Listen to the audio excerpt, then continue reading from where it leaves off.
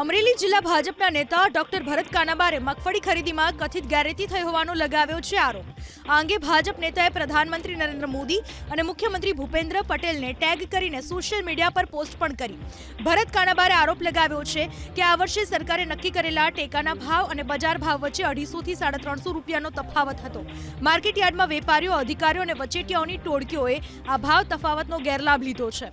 ભરત કાનાબારે એવું પણ આરોપ લગાવ્યો કે જે ખેડૂતોએ મગફળીનું વાવેતર નથી કર્યું એમના 7/12ના ઉતારા રજૂ કરીને બજારમાંથી ઓછા ભાવે નબળી ગુણવત્તાની મગફળી ખરીદી અને તેને ટેકાના ભાવે વેચી દીધી છે।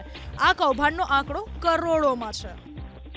મગફળીના જે મિનિમમ સપોર્ટ પ્રાઇસ જે નક્કી થઈ એની અને બજાર કિંમત વચ્ચે બહુ મોટું અંતર હતું। 250 થી 300 રૂપિયા પ્રતિ મણ તફાવત હતો અને પરિણામે એવું બન્યું કે જે ખરીદીમાં જે ઇન્વોલ્વ હતા એ કર્મચારીઓ અને અધિકારીઓ, કેટલાક વેપારીઓ અને કેટલીક ખરીદી કરતી મંડળીઓ, આ બધા લોકોએ ભેગા થઈ અને એક એવું ષડયંત્ર કર્યું કે જે ખેડૂતોએ મગફળીનું વાવેતર કર્યું જ નથી એમના નામે 7/12ના ઉતારા લઈ એમના નામે એ મગફળી સરકારને પધરાવી દીધી અને આ મગફળી યા તો એમણે બજારમાંથી ઓછા ભાવે ખરીદી અને આ ભાવ ફેર બધાએ ભાગે પડતો વેચી લીધો।